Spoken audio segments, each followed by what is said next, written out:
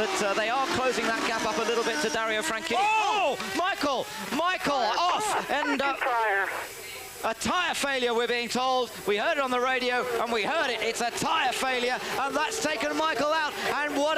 How many times have we seen here things go wrong on the last lap? Michael is out of second position. It puts Zanardi up into second place.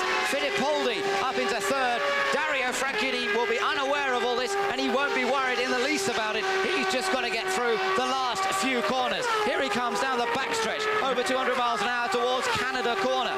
This is where Alonso Jr. blew up a few years ago. Let's hope he gets through here cleanly. There's, of course, the Honda engine there for Dario Franchitti, and Michael Andretti. Let's just go back to him very briefly. He had a tyre failure also in testing here a couple of weeks ago, but just one corner to go for Dario Franchitti. Here comes Franchitti. It's going to be his first victory in his second season of Champ Car Racing. His first international win since winning with Mercedes in the International Touring Car Championship in '96.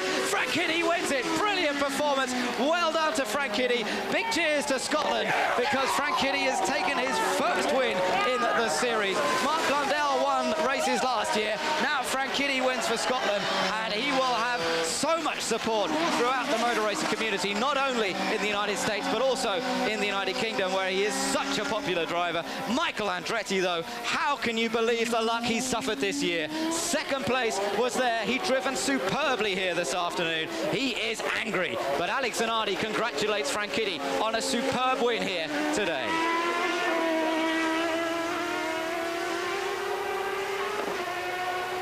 Well, nice to see that Zanardi congratulating Franchitti as they slow down. But look at this replay, Jeremy. Here's what happened to Michael Andretti. A tyre failure is what happened, apparently. There it went. The rear tyre, I think, failed, and Michael Andretti on the brakes there. Turn 5 is one of the fastest parts of the racecourse, and they're into the tyre. But that's the same place that Brian Herder and Alex Barron went off earlier on. At high speed, you're coming down that hill at well over 200 miles an hour. Terrifying moment that must be for Michael Andretti. The rear tyre lets go. Absolutely nothing you can do. Well, it's just a shock for Michael. He's out of the car, he's safe. Remember what happened to him last week, that huge accident at Mid-Ohio. He'd come back brilliantly here to take pole position, to be front runner, leader of the first part of the race. Okay, they couldn't match Franchitti on the day. Franchitti was just superb today. They look set for second.